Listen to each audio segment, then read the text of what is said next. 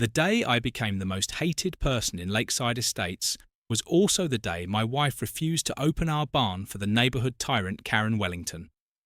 Stood at our gate clipboard, clutched like a weapon, pounding it against the fence while demanding immediate inspection of our livestock barn. When my wife politely declined, Karen whipped out her phone and dialed 911 with the triumphant smile of someone who thinks they hold all the cards. But there was one tiny detail Karen didn't know. The woman she just reported for non-cooperating with authorities happened to be the newly appointed police chief of our district when the patrol car pulled up and my wife stepped out in her crisp new uniform. Karen's face went whiter than fresh paint. You think that's where this story ends. Think again. A week later, my wife launched an investigation that sent the entire HOA into panic mode. You won't believe how this ends. Where are you watching from? Drop a comment below. Karen thought she could call the cops to flex her power, never realising she'd just summoned her boss.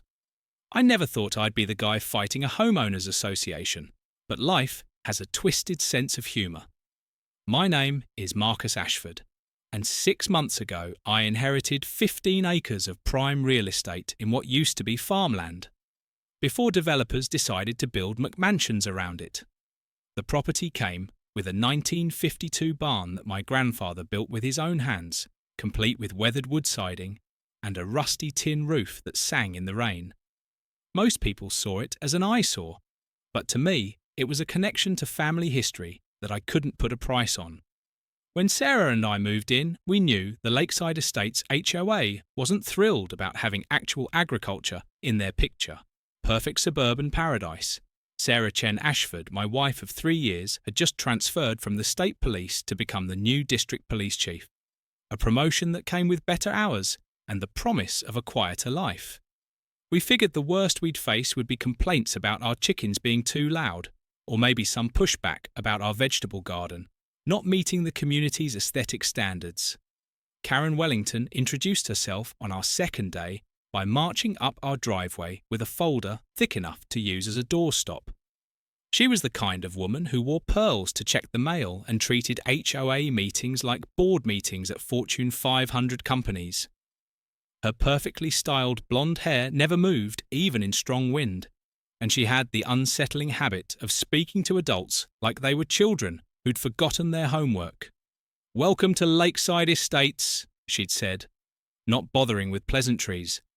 "I'm sure you're aware that this community maintains certain standards. This barn situation will need to be addressed immediately."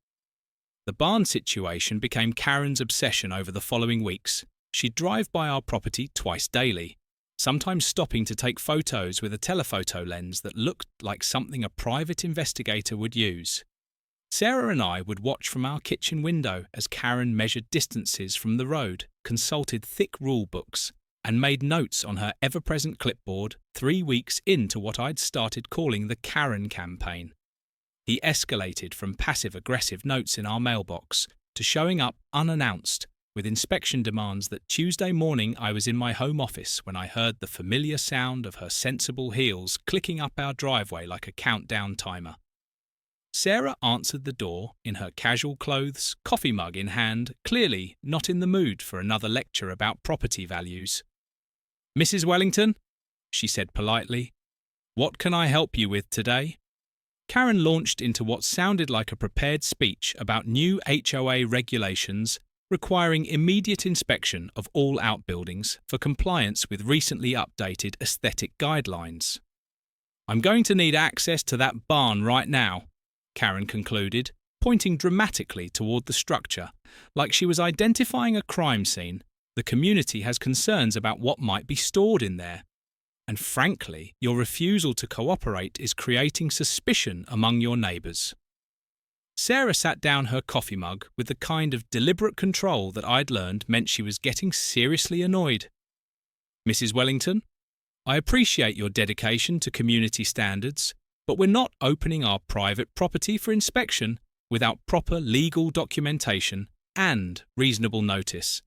That's when Karen's mask slipped for the first time. Her pleasant smile twisted into something calculating, and she pulled out her phone with the slow, theatrical movements of someone who thought they were about to play their ace card.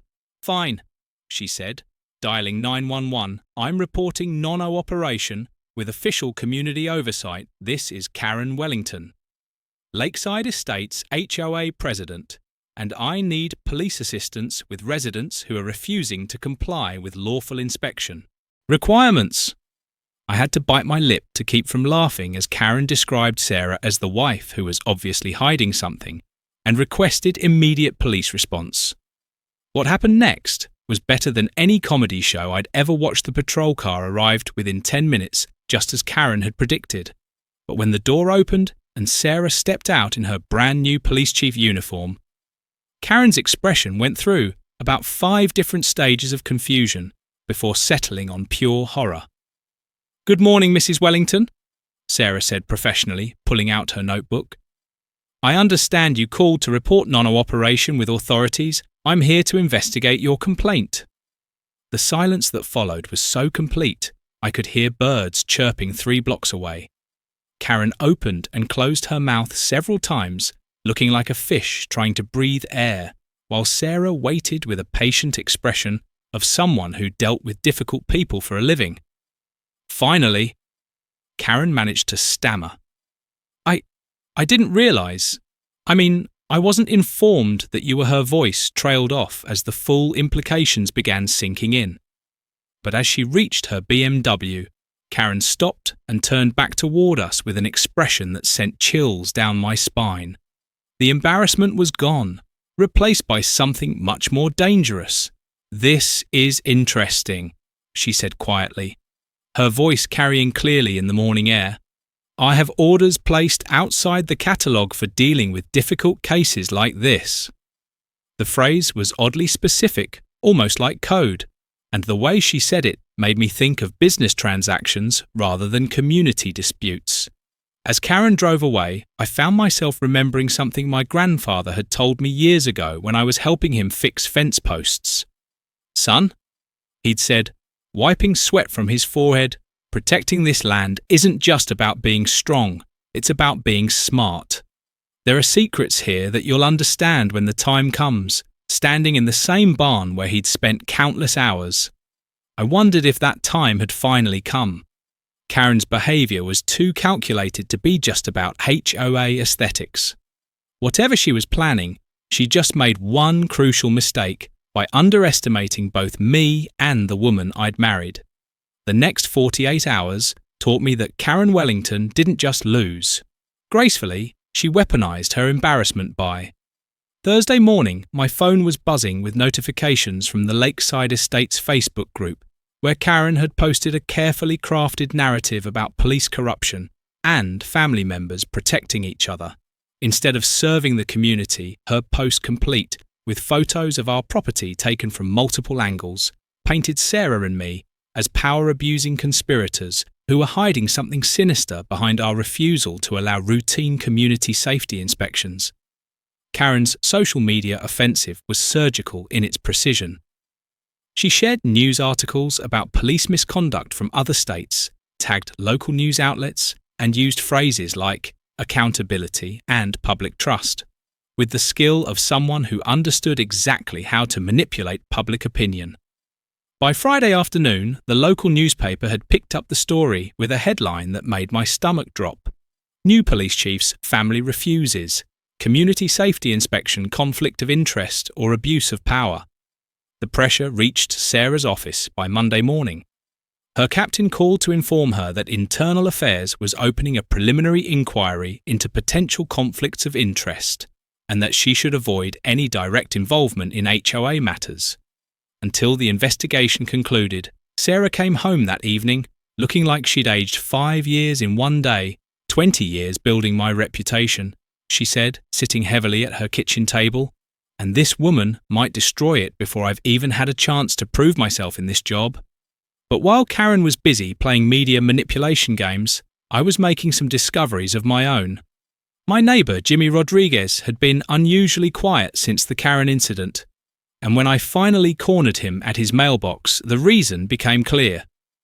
Jimmy, a retired army sergeant who'd always struck me as the most straightforward guy in the neighbourhood, looked genuinely uncomfortable as he glanced around to make sure no one was watching us. "Marcus," he said quietly, "there's something you need to know about Karen.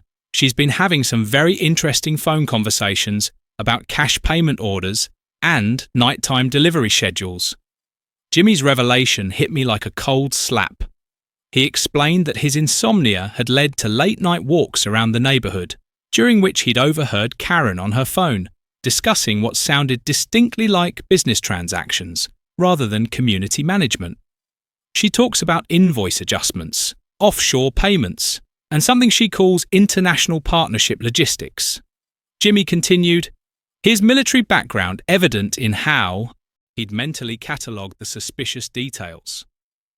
"And Marcus, she keeps mentioning your property specifically, not just the barn, but the location, the access roads, the sightlines from the street." The conversation took an even stranger turn when Jimmy showed me photos he'd been discreetly taking during his walks. Karen's house showed signs of activity that didn't match her public persona as a grieving widow living on a fixed income. Expensive cars with out-of-state plates parked in her driveway at odd hours, delivery trucks arriving after midnight, and meetings in her backyard involving men who didn't look like they were there to discuss community bylaw. But Jimmy's most shocking revelation came as we were wrapping up our conversation. His voice dropped to barely above a whisper as he admitted, "Marcus, I have a personal reason for watching Karen so closely. 5 years ago, she was my business partner in a security consulting firm. She systematically destroyed that partnership, using the same tactics she's using on you now. False accusations, media manipulation, legal pressure, and community ostracism. By the time I realized what was happening, she'd forced me into bankruptcy and taken control of all our contracts that evening." Mrs. Eleanor Blackwood knocked on our door with information that changed everything. Mrs. Blackwood was the kind of woman who noticed everything and forgot nothing, and what she'd been noticing lately had her genuinely frightened. "Dear," she said, accepting Sarah's offer of tea with shaking hands, "I've been watching Karen's activities because they remind me of things I saw during the war. She's been meeting with foreign-looking men who speak languages I don't recognize. And they've been paying special attention to your property and the old access roads your grandfather used for farming." Mrs. Blackwood's observations were detailed and disturbing. Large trucks with Canadian plates had been making regular stops near our property line, always between 2 and 4 in the morning. Men with expensive equipment had been surveying our land from the public roads, taking measurements and photos that went far beyond casual interest.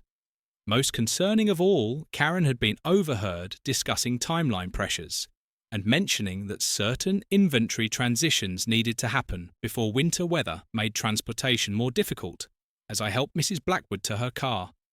She grabbed my arm with surprising strength and said something that made my blood run cold. "Your grandfather was a smart man. Marcus, he knew some people would want this land for the wrong reasons. He told me once that he'd made sure it could never be misused. But he never explained what he meant that night." Sarah and I sat up late discussing our options. Karen had successfully neutralized Sarah's official authority through her media campaign, but she'd also revealed that our property was the center of something much larger than HOA politics. The morning after Mrs. Blackwood's visit, I called Jimmy and suggested we meet for coffee at the diner outside our neighborhood. If Karen was monitoring our activities, as closely as it seemed, having this conversation away from Lakeside Estates felt like the smart move. Jimmy arrived, looking like he hadn't slept much, carrying a manila folder that he kept close to his chest as we found a corner booth away from other customers. "I've been thinking about what you told me," I said, stirring sugar into my coffee, "and I need to understand exactly how Karen operates. If she destroyed your business, she'll have a playbook for destroying us too." Jimmy opened the folder and spread out documents that painted a disturbing picture of Karen's methods. Bank statements, email, printouts, legal correspondence and newspaper clippings told the story of how a woman could systematically dismantle someone's life while maintaining plausible deniability. She starts with reputation destruction.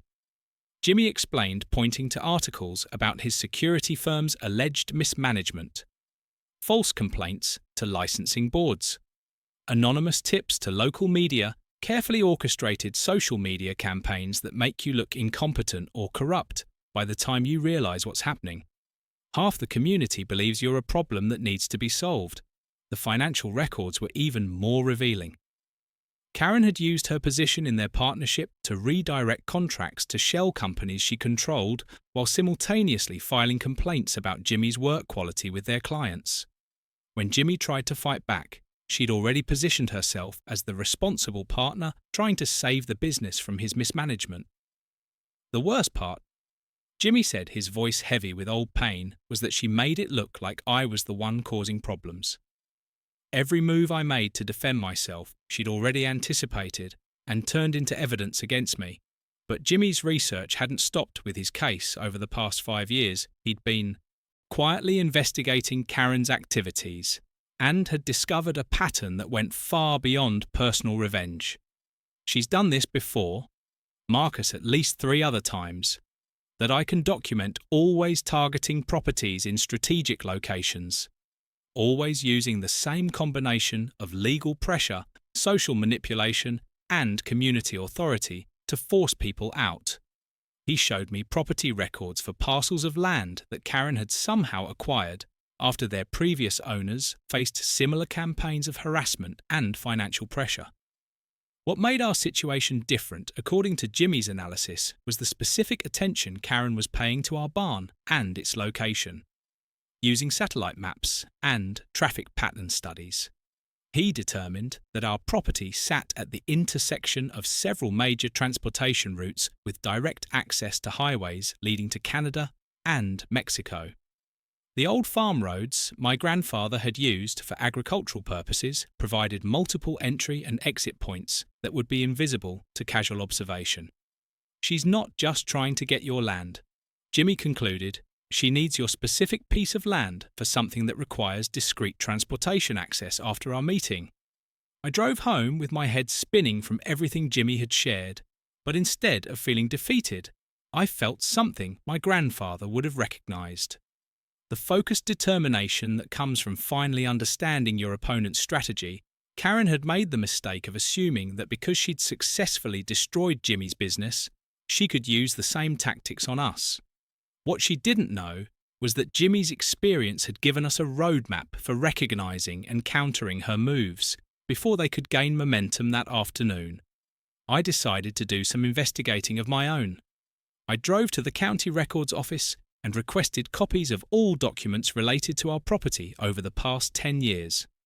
What I found there made my hands shake as I read through the paperwork. Someone had applied for a temporary storage facility permit using my name and forged signature dated just 2 weeks after I'd inherited the property. The application described plans for a large-scale warehousing operation that would require significant truck traffic and 24-hour access to the site.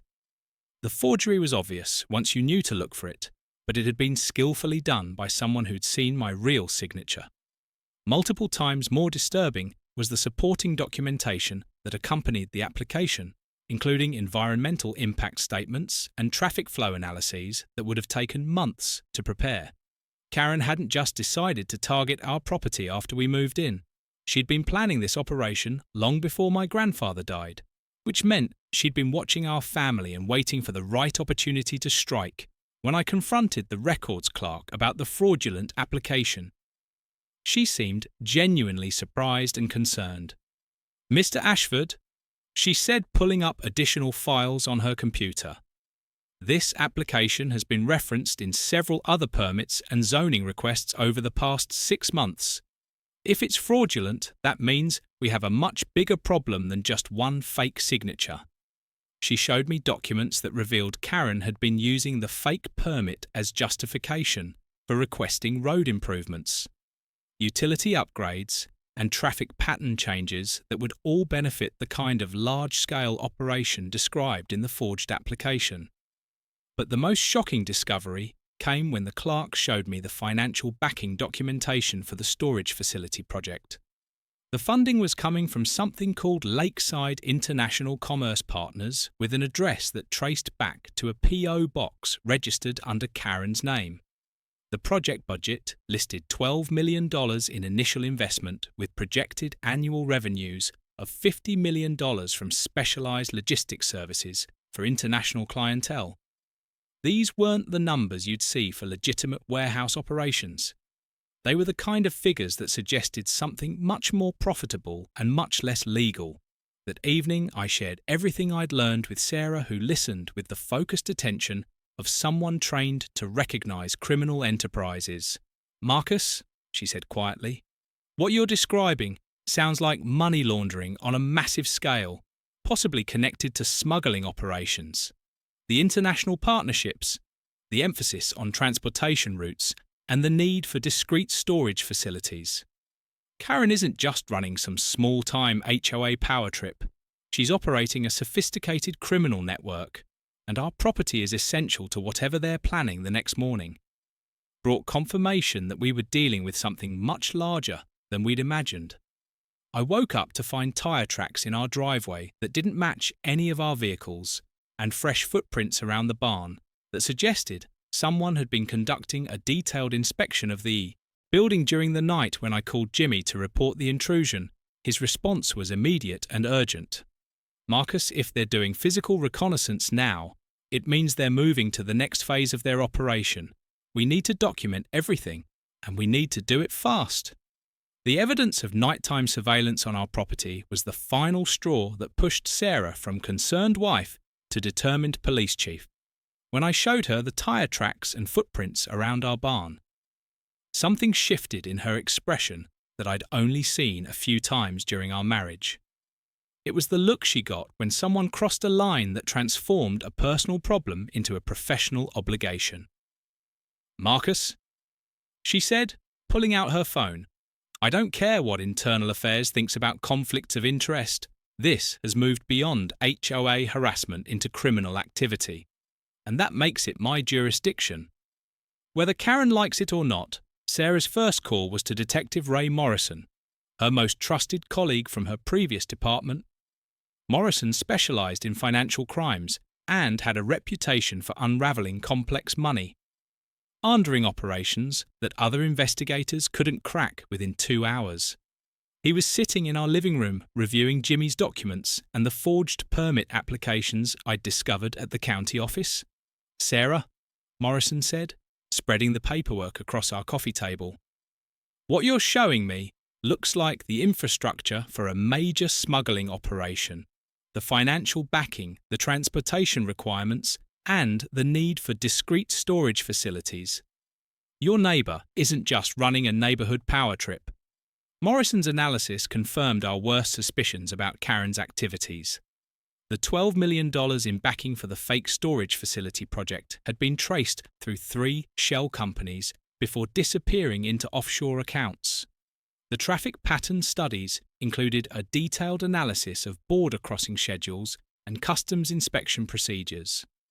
Most damning of all, the specialised logistics services mentioned in the budget projections matched the language used in federal investigations of international smuggling rings.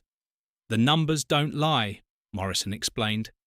$50 million in annual revenue from a warehouse operation means they're moving something much more valuable than legitimate cargo. But Morrison brought more than just financial analysis to our situation. He'd been quietly investigating a network of properties across 3 states that showed similar patterns of fraudulent permit applications, community authority manipulation, and suspicious transportation. Infrastructure development, Karen Wellington's name, has appeared in connection with at least 6 other locations. He told us, pulling out a map with red pins marking properties from Michigan to Florida. Each one shows the same pattern: acquire strategic transportation hubs through legal pressure and community manipulation. Then use them for high-value cargo operations that avoid normal customs and border security. The scope of what Morrison was describing made me feel dizzy. We weren't dealing with a local HOA president who'd gotten carried away with power. Karen was a key player in a multi-state criminal network that had been operating for years without detection. Our property represented a crucial link in a chain that allowed illegal cargo to move seamlessly from Canada to Mexico, while avoiding the kind of scrutiny that legitimate shipping operations faced at official border crossing. Sarah's decision to officially involve law enforcement triggered an immediate escalation from Karen's side. The next morning, we woke up to find legal papers taped to our front door. Karen's lawyers had filed for emergency injunctive relief, claiming that our property posed immediate and substantial risks to community safety due to unpermitted structures and potentially hazardous storage activities. The filing demanded immediate access for court-appointed inspectors and threatened daily fines of $10,000 until we complied with mandatory safety protocols. The legal paperwork was impressive in its thoroughness and expensive in its preparation. Karen had been working with attorneys who specialized in property disputes and knew exactly how to use emergency procedures to force immediate action. The judge had granted a preliminary hearing for the following Tuesday, giving us less than a week to prepare our defense against accusations that were technically true but completely misleading. Yes, we had unpermitted structures because the barn predated modern permitting requirements. Yes, we were storing potentially hazardous materials because we kept gasoline for our tractor and fertilizer for our garden. But the most troubling aspect of Karen's legal offensive was how quickly it had been prepared and filed. The documents referenced site inspections and safety assessments that would have taken weeks to complete, suggesting that Karen's legal team had been developing the strategy long before our recent confrontations.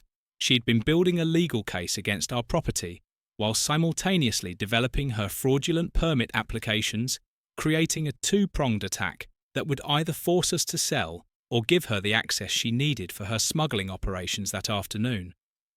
Sarah made a decision that fundamentally changed the dynamic of our conflict with Karen. I've been reactive instead of proactive, she told me as we sat in Morrison's office reviewing our legal options. Karen's been setting the agenda, choosing the battlefield, controlling the timeline.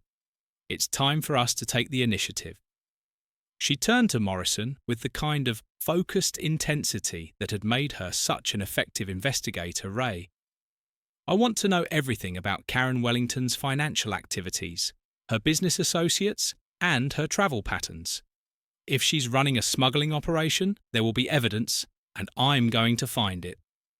Morrison's response was immediate and enthusiastic. Sarah, what you're proposing is exactly what we need to shut down this entire network. But if we're going to do this, we need to do it right. Full surveillance, financial analysis, coordinated with federal agencies. Karen Wellington is about to discover that threatening a police chief's family was the biggest mistake of her criminal career. The conversation that followed involved discussions of wiretap warrants, surveillance protocols, and coordination with Homeland Security that made it clear we were no longer dealing with a neighborhood dispute. But even as we planned our investigative counterattack, Karen was preparing her escalation. That evening, she appeared on the local news program with a carefully orchestrated interview about police corruption and abuse of authority, sitting in her perfectly appointed living room, wearing the kind of outfit that suggested both respectability and victimhood. She painted herself as a concerned community leader, fighting against law enforcement officers who thought they were above the rules that governed everyone else. I'm just trying to protect our neighborhood, she said with practiced sincerity. But apparently that makes me a target for intimidation by people who should be serving our community, not threatening it. The news segment ended with Karen making a direct appeal to viewers about the importance of holding public officials accountable, complete with our address displayed on screen and an invitation for concerned citizens to contact the City Council about police misconduct. By the time the broadcast finished, our phone was ringing with calls from reporters, activists, and angry citizens who had been convinced that Sarah was using her position to protect illegal activities on our property as we watched Karen's performance on the evening news. I realized that we'd reached the point my grandfather had warned me about, the moment when protecting our land would require more than just legal maneuvering or community politics. It would require the kind of strategic thinking that could outmaneuver someone who'd spent years perfecting the art of destroying people's lives while maintaining her reputation. The question was whether we were smart enough to beat Karen at her own game before she destroyed everything we'd worked to build. Detective Morrison's investigation moved faster than I'd expected. Within 72 hours, he'd assembled a file that painted Karen Wellington as a central figure in what federal agents were calling Operation Northern Pipeline, a sophisticated smuggling network that moved everything from counterfeit goods to illegal drugs along a corridor stretching from Montreal to Mexico City. Our property wasn't just conveniently located for this operation, it was essential. The old farm roads my grandfather had maintained provided the perfect invisible highway for cargo that needed to avoid official inspection, while the barn offered secure storage for goods and transit between major urban markets. But the scope of Karen's operation was even more staggering than Morrison had initially estimated. Financial records seized from her shell companies revealed annual profits exceeding $50 million, with individual shipments worth millions, moving through properties she controlled or influenced. She wasn't just facilitating smuggling, she was running a logistics empire that coordinated transportation, storage, security, and distribution for criminal organizations across 2 countries.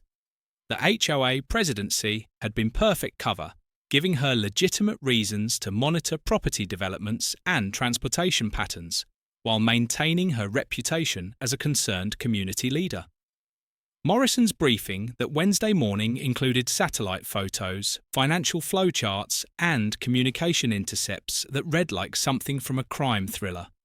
Karen Wellington has been building this network for over a decade, he explained, pointing to a timeline that showed her systematic acquisition of strategic properties. She identifies locations with the right geographic advantages, then uses a combination of legal pressure, community manipulation, and financial incentives to gain control. But just as Morrison was explaining how the federal case would unfold, my phone rang with news that changed everything about our situation. It was a lawyer I'd never heard of calling from a firm in Boston that specialized in estate law. "Mr. Ashford," he said in the formal tone that lawyers use when they're about to complicate your life, "I'm calling about a recently discovered cortisol to your grandfather's will. We need to schedule an immediate meeting to discuss legal requirements that affect your property ownership." The timing seemed impossibly coincidental, but the lawyer insisted that the discovery was legitimate and urgent. That afternoon, Sarah and I sat in the law offices of Whitman Sterling and Associates, staring at documents that made me question everything I thought I knew about my grandfather's legacy. The codicil, written in my grandfather's handwriting, and properly witnessed, contained instructions that had been sealed until external pressures threatened the integrity of the family property. Inside the sealed envelope was a hand-drawn map of our land marked with symbols and codes that meant nothing to me, along with a note that made my hands shake. "Marcus, if you're reading this, it means someone is trying to take our land for the wrong reasons. Check the oak bookshelf in the barn, 3rd shelf from the top behind the farming almanac." The lawyer explained that the codicil contained provisions that would make selling or significantly modifying our property legally impossible, without completing a complex process that could take years. More importantly, it referenced historical documentation that could potentially designate our land as a protected cultural site under federal preservation laws. Your grandfather was aware that this property had historical significance beyond its agricultural value. The lawyer continued that evening. Sarah and I made our way to the barn with flashlights, and the growing sense that we were about to uncover something that would fundamentally change our understanding of the conflict with Karen the oak bookshelf my grandfather had mentioned was exactly where he'd described, built into the back wall of the barn, behind stacks of farming equipment. Behind the row of almanacs, my fingers found a metal box that had been carefully concealed in a hollow space carved into the wooden shelf. Inside the box were documents that took my breath away. Land surveys from the 1850s show our property as a station on the Underground Railroad, with detailed maps of tunnel systems that had been used to help enslaved people. escaped to Canada correspondence between my great-great-grandfather and abolitionists, describing the strategic importance of the location for freedom transportation. Most shocking of all recent geological surveys have shown that many of those historical tunnels were still intact beneath our property, creating the kind of hidden transportation infrastructure that would be invaluable for modern smuggling operations. The final document in the box was a letter addressed to me personally, dated just 6 months before my grandfather's death.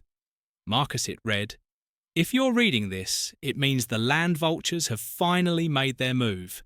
This property has been in our family for 5 generations because it serves a purpose that goes beyond farming. The underground railroad tunnels beneath our barn represent some of the most historically significant freedom infrastructure in the region, and they must never be used for the opposite purpose. I've seen signs that certain people are becoming interested in our land for the wrong reasons, and I've made legal arrangements to protect it." As Sarah and I sat in the barn reading my grandfather's letter by flashlight, the pieces of Karen's obsession finally fell into place. She didn't just want our property for its surface transportation advantages. She knew about the underground tunnel system and understood that it would provide perfect concealment for smuggling operations that needed to move large quantities of goods without any possibility of detection. The historical significance that my grandfather had worked to protect was exactly what made our land so valuable to her criminal network. But my grandfather's revelations also meant that we now had legal weapons that Karen couldn't have anticipated. If our property could be designated as a historical preservation site, it would become virtually impossible for anyone to develop it for commercial purposes. The Underground Railroad connection alone would trigger federal protection protocols that would make Karen's smuggling plans completely unfeasible. The question was whether we could navigate the legal process quickly enough to stop her before she decided that if she couldn't control our land, she'd find a way to destroy it. Instead, the morning after our discovery in the barn, Karen Wellington made her first major mistake. Instead of disappearing or backing down, when she realized we'd uncovered the historical significance of our property, she doubled down on her aggression in a way that revealed just how desperate she'd become at 7 a.m. I found her standing in our driveway with 2 men I'd never seen before, both wearing expensive suits and the kind of cold expressions that made me immediately think of organized crime. "Mr. Ashford," Karen called out as I approached, her voice carrying none of its usual calculated politeness. "We need to discuss a reasonable resolution to our property dispute before this situation becomes unnecessarily complicated for everyone involved."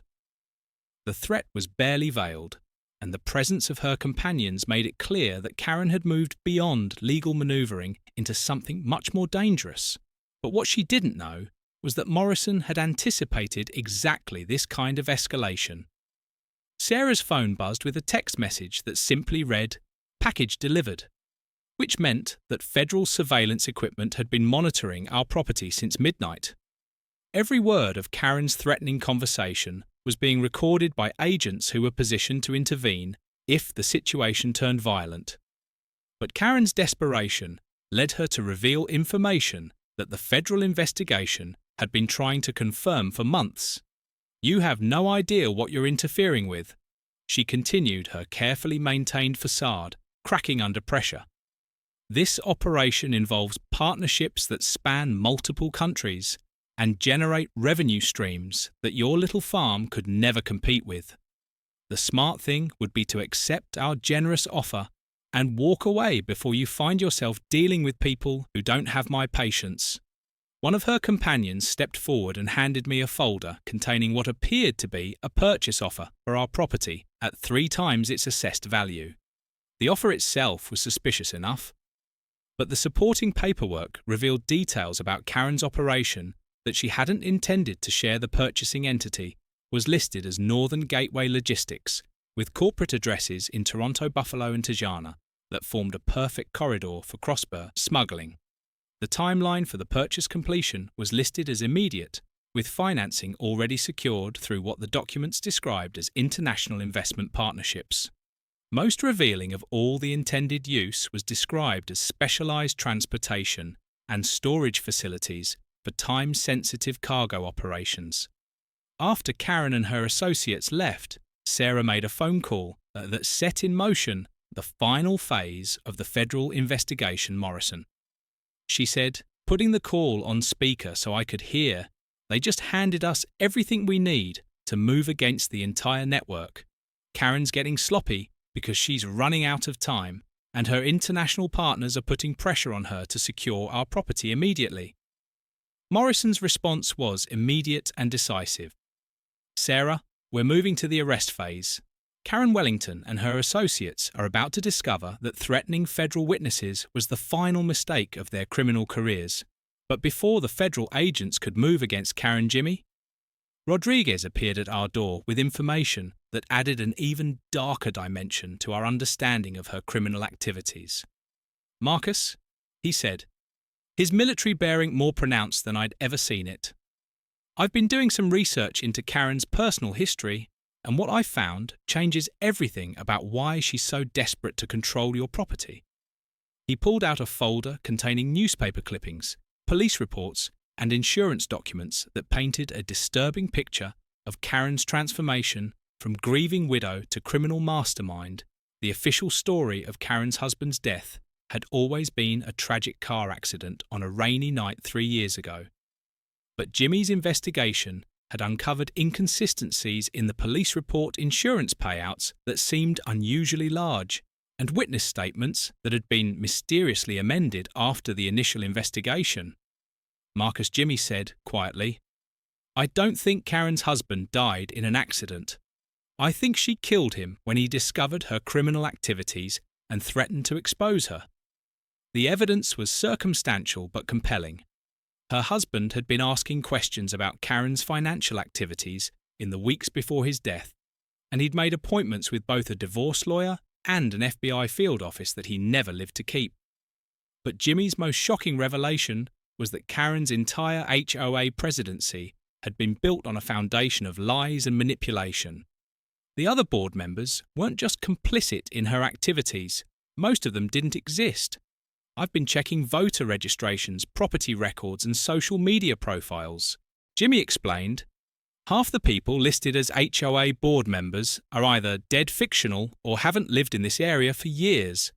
Karen has been operating a fake homeowners association to give herself the legal authority she needed to pressure property owners and justify her inspection demands." That afternoon, Morrison called with news that the federal investigation was moving into its final phase. "Karen Wellington is about to discover that we've been watching her activities for months," he said. "We've identified her international partners, tracked her financial networks, and documented enough criminal activity to shut down the entire operation. But Marcus, we need you and Sarah to stay safe for the next 48 hours while we coordinate arrests across multiple states and countries." But even as Morrison was assuring us that Karen's criminal empire was about to collapse, events were moving faster than anyone had anticipated that evening. As Sarah and I were reviewing the federal protection protocols, we heard vehicles approaching our property. Looking out our window, we saw Karen's BMW, followed by 2 large trucks with Canadian plates.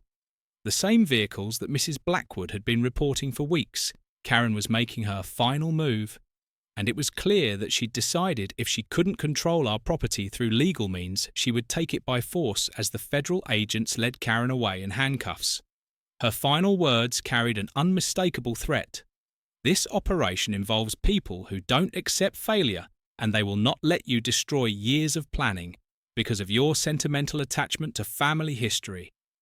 The FBI raids that followed Karen's arrest were more extensive than anyone had imagined.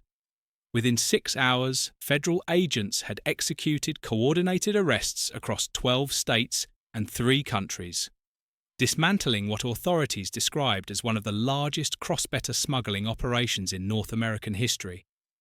Morrison called us that evening with updates that read like something from an international crime thriller.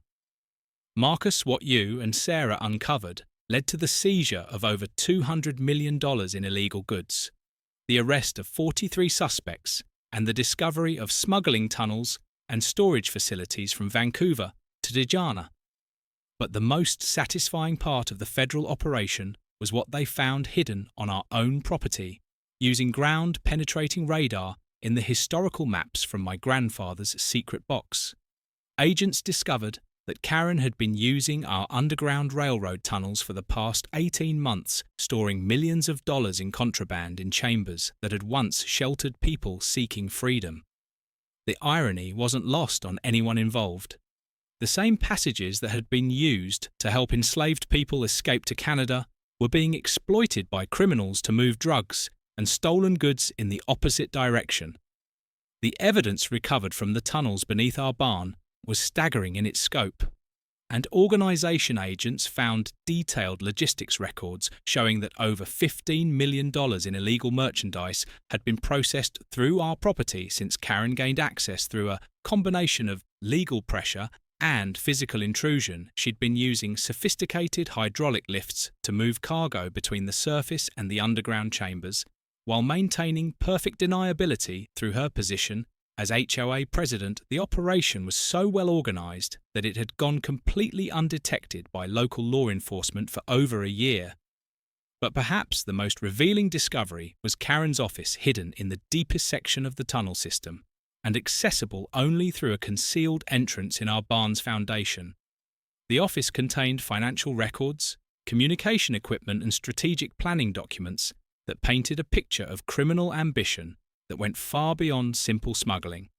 Karen hadn't just been facilitating illegal transportation, she'd been building a criminal infrastructure that would have eventually controlled a significant portion of black market commerce between the United States, Canada, and Mexico. The personal cost of Karen's criminal empire became clear during her interrogation, which Morrison shared with us in general terms, faced with overwhelming evidence and the prospect of spending the rest of her life in federal prison. Karen finally admitted to murdering her husband when he discovered her activities and threatened to expose her to authorities. She described it as a business decision. Morrison told us, his voice heavy with disgust, when her husband found evidence of her smuggling operation and scheduled a meeting with the FBI. She decided that eliminating him was more cost-efficient than shutting down her criminal enterprise. Karen's confession revealed the depth of her psychological transformation, from community leader to criminal mastermind. She'd started with small-scale fraud and property manipulation, but the financial rewards had gradually corrupted her sense of morality until she was capable of murdering the person closest to her to protect her illegal operations. She told the interrogators that she'd lost everything once when her husband died the first time from cancer, and she was determined never to feel powerless again. Morrison explained the control and financial security that crime provided became more important to her than any human relationship or moral consideration. But the federal investigation also vindicated my grandfather's foresight in protecting our property through legal mechanisms that Karen couldn't have anticipated. The historical significance documentation that he'd carefully preserved proved essential in establishing federal protection for the Underground Railroad tunnels, ensuring that they could never again be used for criminal purposes. Within a week of Karen's arrest, our property was officially designated as a National Historic Site with permanent federal oversight to prevent any future exploitation of its historical resources.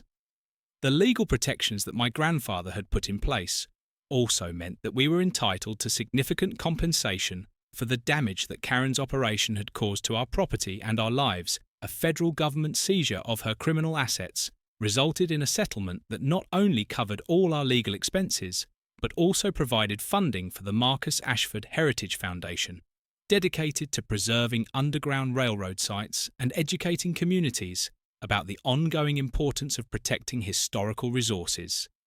But the most meaningful aspect of our victory over Karen's criminal enterprise was the impact it had on our community and our understanding of civic responsibility. The revelation that our HOA had been a front for international smuggling operations prompted a complete reorganization of community governance, with new transparency requirements and citizen oversight mechanisms that would prevent similar deception in the future. Sarah and I were asked to lead the new Lakeside Estates Community Association, with a mandate to ensure that local authority would never again be used to facilitate criminal activity 6 months after Karen's conviction and sentencing to life in federal prison. Sarah and I stood in our barn, looking at the restored Underground Railroad tunnels now officially protected and preserved for future generations. The chambers that had once hidden smuggled goods were being converted into an educational museum that would teach visitors about both the historical significance of the Underground Railroad and the importance of community vigilance in preventing criminal exploitation of historical resources. The irony of our situation wasn't lost on either of us. We'd moved to Lakeside Estates seeking a quiet life away from the complexities of urban law enforcement, only to find ourselves at the centre of an international criminal investigation. But in fighting to protect our family's land, we'd also helped preserve an important piece of American history and demonstrated that ordinary citizens could make a difference when they refused to be intimidated by people who believed that wealth and power put them above the law. The final chapter of our conflict with Karen Wellington came during her sentencing hearing, when the federal judge took the unusual step of acknowledging our role in exposing her criminal enterprise. Mr. and Mrs. Ashford, the judge said, your courage in standing up to organised criminal activity and your commitment to preserving historical resources serve as an example of the civic responsibility that makes our justice system possible. This case demonstrates that criminals, no matter how sophisticated their operations or extensive their resources, cannot succeed when faced with citizens who are willing to fight for what's right. As we drove home from the courthouse that day, Sarah and I reflected on how our understanding of community responsibility had been fundamentally changed by our experience with Karen. We'd learned that protecting what we value requires more than just legal documents or good intentions. It requires the willingness to stand up to people who believe that other people's rights are obstacles to be overcome rather than principles to be respected. Our grandfather's wisdom about protecting the land with intelligence rather than force had proven correct, but it had also taught us that sometimes the most important battles are the ones that force you to discover strength you didn't know you possessed. If this story resonated with you, please give it a thumbs up and consider subscribing to Habba Stories for more tales of justice, courage, and the power of doing what's right. Sometimes we all need reminding that good people can win when they refuse to give up. Sometimes the most important battles we fight aren't the ones we choose, but the ones that choose us. Marcus and Sarah's story reminds us that standing up for what's right often requires more courage than we think we possess, but reveals strength we never knew we had when faced with people who believe power gives them the right to take what isn't theirs. Ordinary citizens can make an extraordinary